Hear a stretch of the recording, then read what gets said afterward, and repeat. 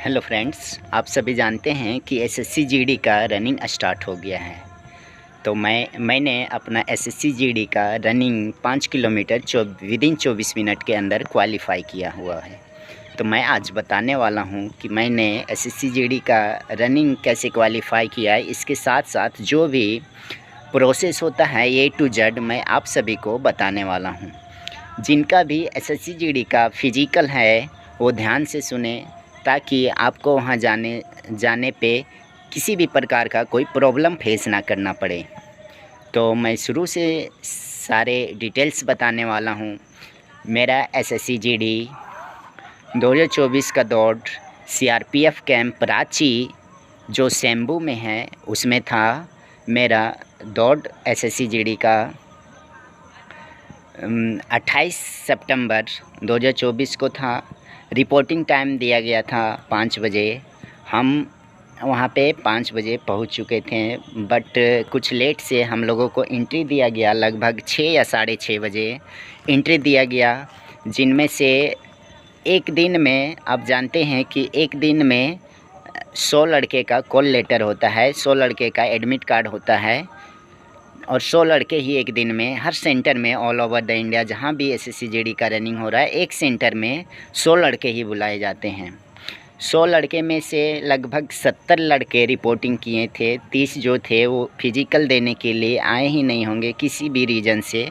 अब रीज़न अपना अपना सबका होता है, मुझे पता नहीं, बट 100 आउट ऑफ 70 लड़के वहाँ प्रेजेंट थे। अब सबसे पहले हम लोगों को कैंप में ले जाया गया। वहाँ पे सबसे पहले एक फॉर्म फिलअप होता है 10 से 12 पेज का। वो फॉर्म फिलअप करवाया जाता है, नाम वगैरह, एडमिट कार्ड वगैरह का जो रोल नंबर वगैरह है, और बहुत सारा फादर नेम, मदर नेम, बहुत सारा कुछ भरना होता है। एसनो में वहाँ बताया जाता है कि आपको इस रूप में भरना है। जो कांस्टेबल होते हैं सीआरपीएफ के, वो बता देते हैं कि बाबू ऐसे ऐसे भरना है। हम लोगों ने उनके गाइडलाइन को सुन के फॉर्म को फिलअप किया। उसके बाद फिर फॉर्म में लगभग 4 या 5 फ़ोटो लगते हैं, 4 फ़ोटो लगते हैं। फ़ोटो को चिपकाने के बाद सिग्नेचर वगैरह अपना लेफ़्ट हैंड थंब वगैरह लगा देने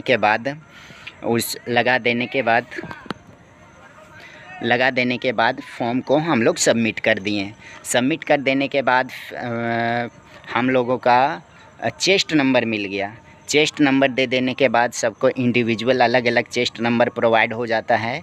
चेस्ट नंबर दिया गया। उसके बाद वहाँ पे बायोमेट्रिक कराया गया। उसमें कुछ नहीं, केवल लेफ़्ट हैंड का जो थंब होता है वो लगाया गया। लगाने के बाद हमारा जो है पीएसटी वाला हाइट, चेस्ट और वेट जो होता है, उनको सभी को एक लाइन में लगा के चेस्ट नंबर वाइज बुलाया गया। सबसे पहले हाइट में ये सबसे बड़ा इशू आ रहा है कि बहुत सारे जो स्टूडेंट हैं हाइट में छट रहे हैं। बिकॉज रनिंग के पहले जो भी है सीआरपीएफ कैंप जो धुरवा शंभू में है, रनिंग के पहले, अब सब कैंप का पता नहीं, हर जगह अलग अलग रूल है, बट वहाँ पे पीएसटी जो है हाइट, चेस्ट, वेस्ट पहले किया जा रहा है। बाकी सेंटर में कहीं कहीं सुन रहे पहले रनिंग पहले हो रहा है, उसके बाद पीएसटी वाला कार्यक्रम हो रहा है, बट वहाँ पे सबसे पहले हाइट में नापा गया। और हाइट में ये इशू आ रहा है, जो पहले 2 या 3 बार एसएससी जीडी का रनिंग कर चुके हैं, उनको कहीं से मेजर किया गया है कि आपका 170 से ज़्यादा ही है, या 171 है, या 170 पॉइंट कुछ है। उनको भी वहाँ पे कुछ बता दे रहा है कि आपका वेट, हाइट जो है वो कम है, 169.7 करके। मेरे बगल में जो 4 हमसे आगे जो 4 थे, चारों का हाइट में कुछ ना कुछ फॉल्ट दे के उसे बाहर कर दिया गया कि आपका हाइट 2 mm कम है, 3 mm कम है, 2 सेंटीमीटर कम है। ऐसे करके उनको पॉइंट दे दिया गया। बाकी जो पास हो रहे थे उनको अलग से बैठाया जा रहा था। जिनका हाइट, वेट, चेस्ट में कुछ दिक्कत था उनको अलग से बैठाया गया।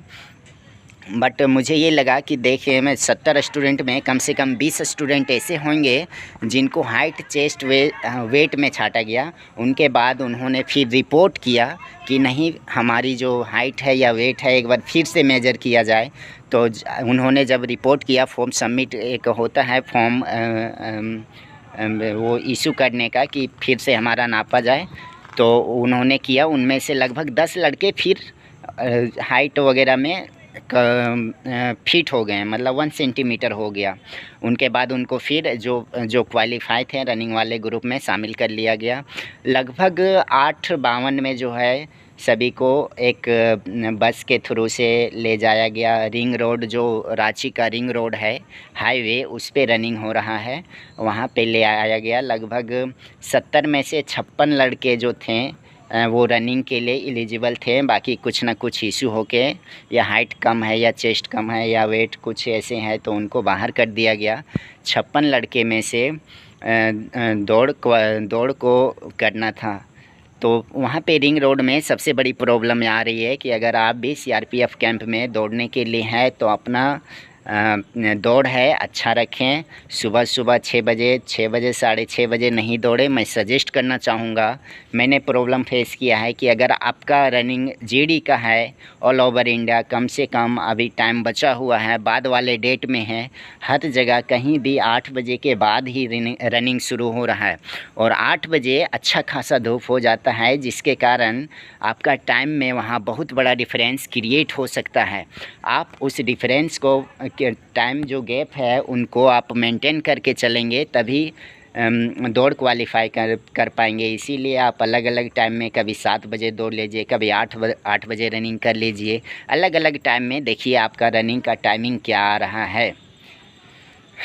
तो उन 56 लड़के में से रनिंग के लिए ले जाया गया। वहाँ पे सबको लगाया गया, ग्लूकोज पानी वगैरह अवेलेबल था, जिनको भी पीना है पी सकते हैं। रास्ते में बीच बीच में एम्बुलेंस की सुविधा था। बाकी 2.5 किलोमीटर हमको रिंग रोड में जाना था और 2.5 किलोमीटर वहाँ एक टोकन दिया जाएगा, 2.5 किलोमीटर वहाँ से रिटर्न करना था। सबसे बड़ी प्रॉब्लम ये थी कि धूप हो चुका था, 9:30 बजे के करीब में दौड़ाया गया। हवा भी चल रही थी, जिसके कारण स्पीड जो है उसमें फोर्स बहुत लगाना पड़ रहा था, धूप था। और जो रोड का स्लोप है, जो चढ़ाई है, वो बहुत ज़्यादा है। तो अगर आपको रांची में आईटीबीपी कैंप में या तो सीआरपीएफ कैंप में है तो आप प्रैक्टिस करें कम से कम टाइम में करने का, बिकॉज वहाँ पर जो चढ़ाई है बहुत अच्छा है, बहुत ज़्यादा फोर्स लगाना पड़ेगा आपको, तभी आप क्वालिफाई कर सकते हैं।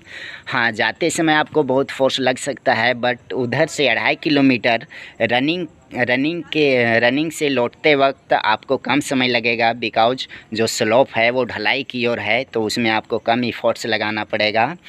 इस तरह हम लगभग मैंने अपना जो टाइमिंग था लगभग 22 मिनट में मैंने 5 किलोमीटर कंप्लीट कर लिया था। लगभग जो थे 10-15 लड़के थे जो रनिंग नहीं क्वालिफाई कर पाए, किसी न किसी वजह से उनका स्पीड कम हो गया या रुक गए। बाकी जैसे ही रनिंग समाप्त हुआ, हम लोगों का क्वालिफाई करके एक लाइन में बैठा के फ़ोटो खिंचवाया गया और तुरंत बस में बैठा के फिर कैंप ले आया गया। कैंप ले आने के बाद तुरंत जो है फिर से बायोमेट्रिक हुआ और उसके बाद डीवी का जो भी प्रोसेस है, डॉक्यूमेंट वेरिफिकेशन, उनके लिए सभी को लाइन में खड़ा कर दिया गया कि आप अपना डीवी करवा सकते हैं। तो अगर आपका सीआरपीएफ कैंप रांची धुरवा में है या आईटीबीपी कैंप रांची में है तो आप अपना तैयारी देखें, अपना टाइमिंग को बेस्ट से बेस्ट देने का प्रयास करें, प्लस में थोड़ा धूप में रनिंग करने का प्रयास करें ताकि वहाँ और यहाँ के टाइम में ज़्यादा डिफरेंस क्रिएट ना हो। बाकी जो भी है मेडिकल का सारा इशू क्या हुआ, कैसे हुआ, डॉक्यूमेंट वेरिफिकेशन में क्या क्या चाहिए, मैं सबको एक एक वीडियो से धीरे धीरे मैं वीडियो बना रहा हूँ। हर एक डिटेल्स जो भी है फिजिकल में, मेडिकल में या डॉक्यूमेंट वेरिफिकेशन में, सारा मैं एक एक वीडियो करके सारा कुछ आप लोगों को बता दूंगा। प्लस में सबसे जो आई चार्ट है, आई चार्ट भी मेरे पास अवेलेबल है, जिनका भी है वो हमारे चैनल से जुड़ जाएं ताकि आपको जीडी में किसी भी प्रकार का प्रॉब्लम फेस ना करना पड़े। आप आसानी से जीडी का फिजिकल मेडिकल क्लियर करके आवें और एक जॉब अपना सिक्योर करें। थैंक यू, धन्यवाद।